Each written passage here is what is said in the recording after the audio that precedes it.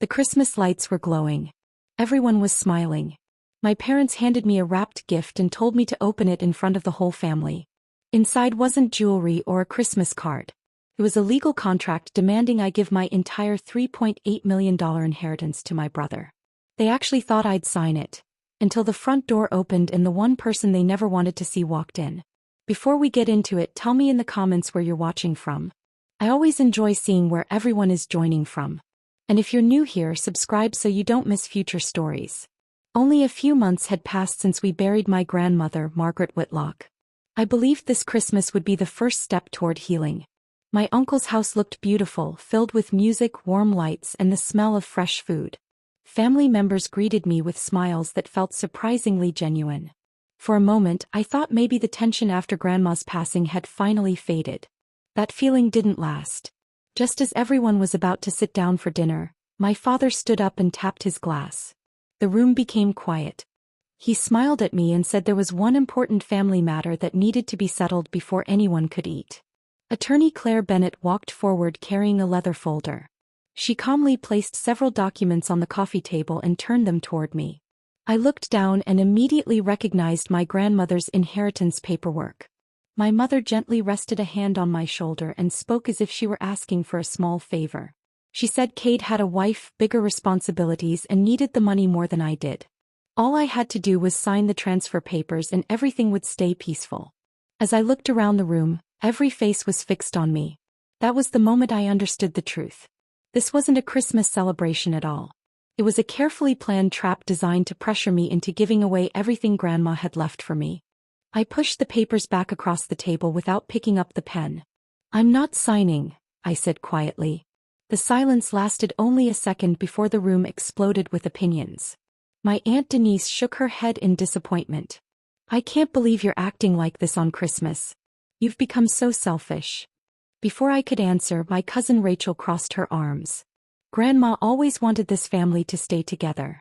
She would hate seeing everyone fighting over money. I wanted to remind them that I wasn't the one asking for someone else's inheritance, but nobody seemed interested in hearing my side. My father leaned forward, his voice calm but sharp. "Do you have any idea how much your mother and I sacrificed to raise you? We paid for your food, your clothes, your education. After everything we've done, you can't do this one thing for your brother." His words hit harder than I expected. He wasn't speaking like a father. He was listing expenses as if my childhood had been a loan I was finally expected to repay. My mother wiped away fake tears and whispered, "Families help each other, Nora." Across the room, Cade lowered his eyes and sighed dramatically. "I don't want anyone forcing Nora," he said. "I'll accept whatever she decides." The words sounded generous, but the small smile hiding at the corner of his mouth told a different story. He wasn't trying to stop them. He was enjoying every minute of watching the family push me into a corner while he stayed looking innocent. One after another, relatives joined in. Some tried guilt. Others offered lectures about loyalty, respect, and family duty. Not one person asked what Grandma had wanted for me. Not one person questioned why I was being asked to give away something that legally belonged to me. I looked around the room at faces I had known my entire life. People who had celebrated birthdays with me, shared holiday meals, and called themselves family. Yet in that moment I felt completely alone. I wasn't sitting at a Christmas gathering anymore. I was standing in the middle of a courtroom where everyone had already decided I was guilty, and my only crime was refusing to surrender what my grandmother had chosen to leave me. Just when I thought the pressure couldn't get any worse, the sound of the front door opening echoed through the house. Everyone turned at once. My uncle smiled with surprise. "Damien, you made it. I wasn't sure you'd have time." Damien Mercer stepped inside, brushing the cold air from his coat before greeting a few guests. He owned the company where I had worked for the past 4 years. My uncle had known him for decades, and apparently a last-minute invitation had brought him to our Christmas dinner. As he walked farther into the living room, his expression changed. He noticed me sitting beside the coffee table with several legal papers spread out in front of me. My parents stood nearby. Cade was only a few feet away, and the rest of the family had formed a circle around us. It didn't look like a holiday gathering anymore. It looked like an interrogation. Damien slowed his steps and looked directly at me. "Nora," he said calmly, "is everything all right?" No one answered. The cheerful conversations that had filled the house only moments earlier disappeared. Even the Christmas music playing softly in the background suddenly felt out of place. My father forced a smile that looked painfully unnatural. "Everything's fine," he said quickly. "It's just a private family discussion." My mother nodded. "Nothing to worry about. We're almost finished." Damien didn't look convinced.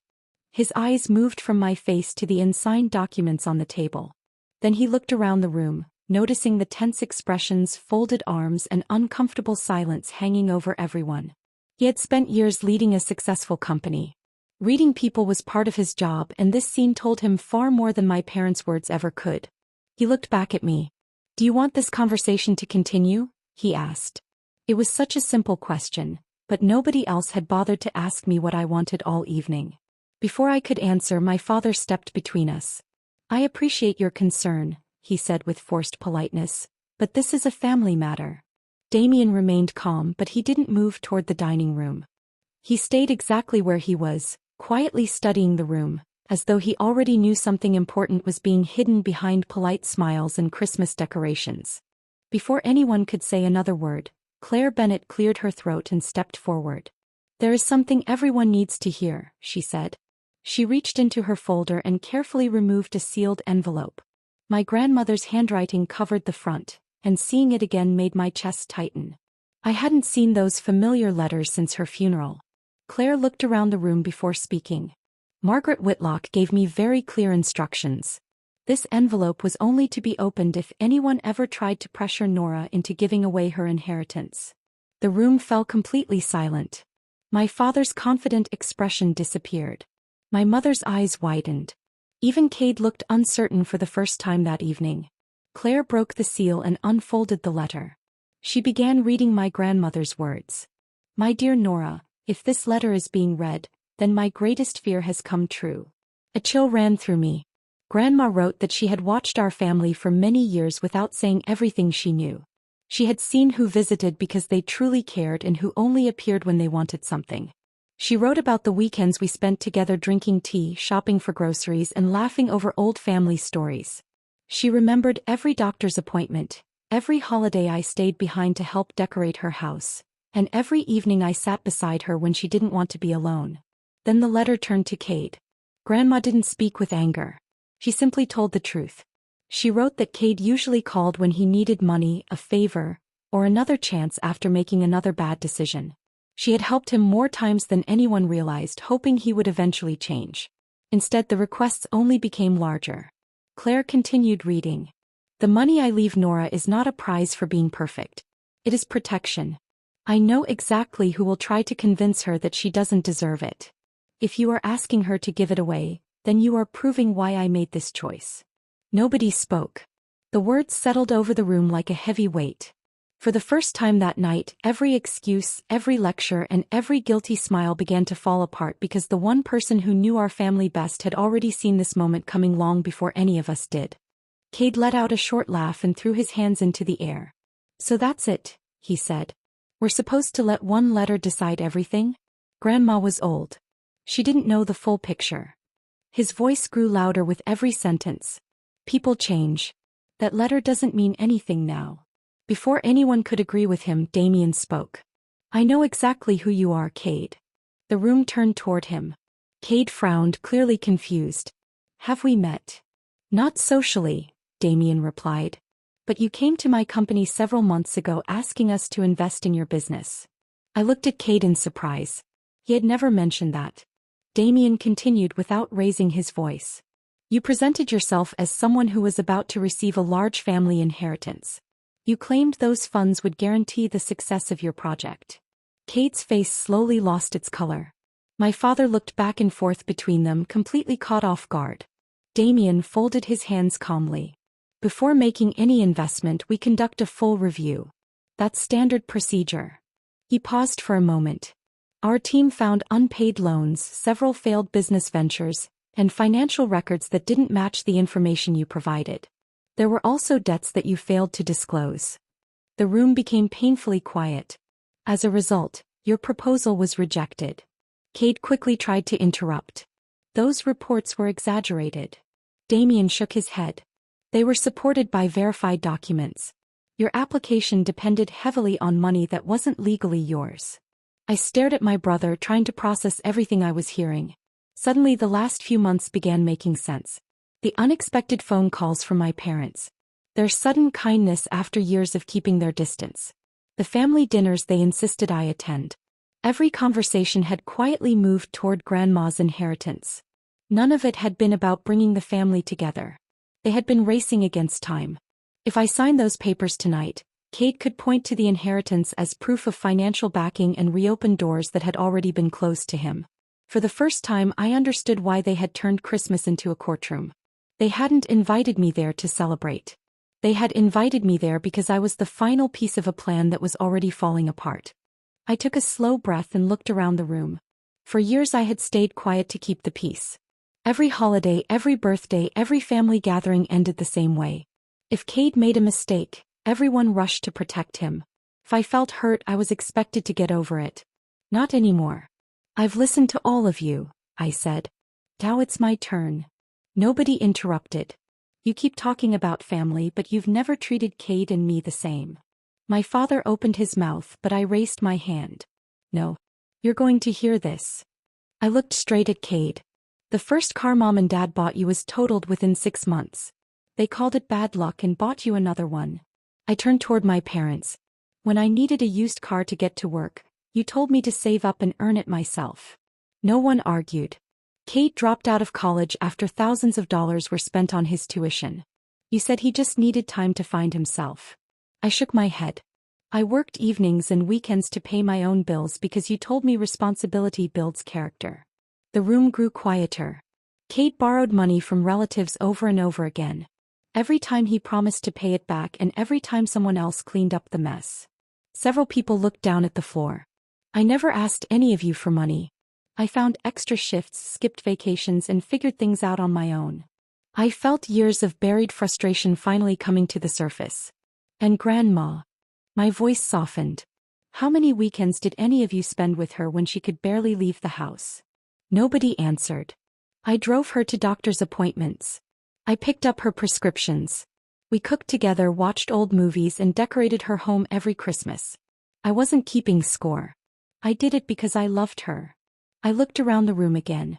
Most of you only showed up when you needed something signed, borrowed, or paid for. An uncomfortable silence followed. One of my aunts slowly wiped her eyes. An older cousin stared at the floor without saying a word. Even my uncle avoided looking at me. They remembered. They remembered the birthdays Cade missed. The promises he broke. The excuses everyone accepted because it was easier than holding him accountable. You all created this, I continued. Every time you rescued him from the consequences of his choices, you taught him someone else would always fix his problems. Today that someone is supposed to be me. I looked at the torn edge of the transfer papers still resting on the table.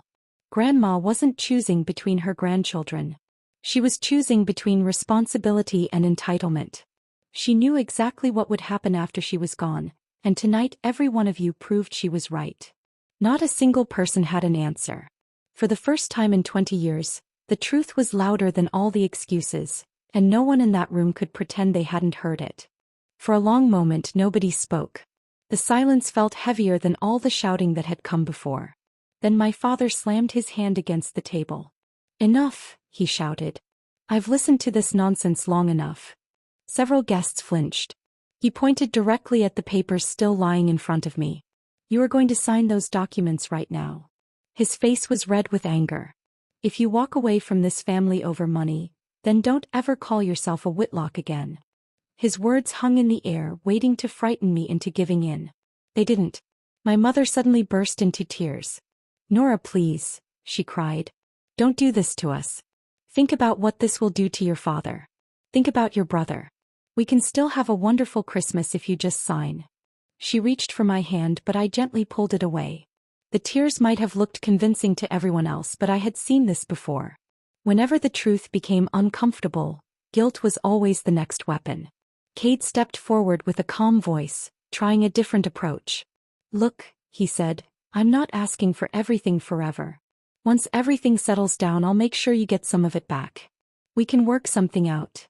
I almost laughed.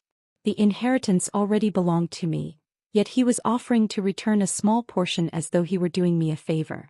Before anyone could pressure me again, Claire closed her folder and spoke with complete confidence. I strongly advise everyone to stop. Every eye turned toward her. Nora is the lawful beneficiary of Margaret Whitlock's estate. Repeated attempts to force or intimidate her into signing these documents could create serious legal consequences. My father's expression changed. This is a family discussion. Claire calmly shook her head. It stopped being only a family discussion the moment legal documents were used to pressure my client. The room became still again. I looked down at the transfer papers one last time. A few hours earlier, those pages had felt overwhelming. Now they were simply pieces of paper. I picked them up slowly. Everyone watched without saying a word. My father took a step forward, believing I had finally changed my mind. Instead, I held the papers firmly with both hands. The first tear echoed through the silent room. Then another. And another. I ripped every page into smaller pieces until nothing remained except scattered scraps falling onto the coffee table like confetti. Nobody moved. Nobody spoke.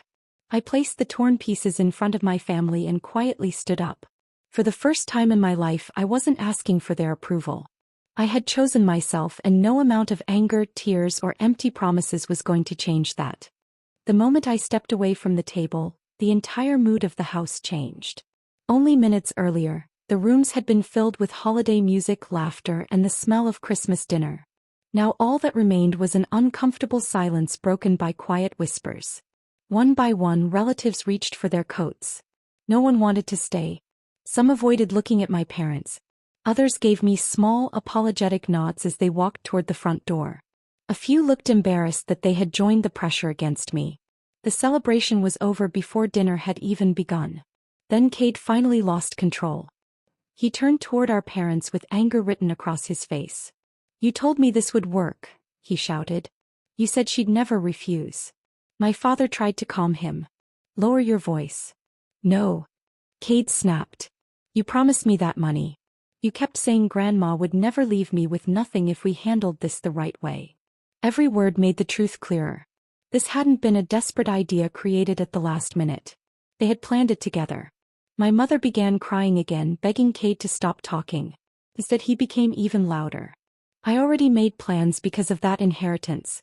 I told people the money was practically mine." The room fell silent once more.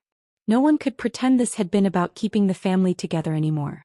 It had always been about getting control of something that never belonged to him.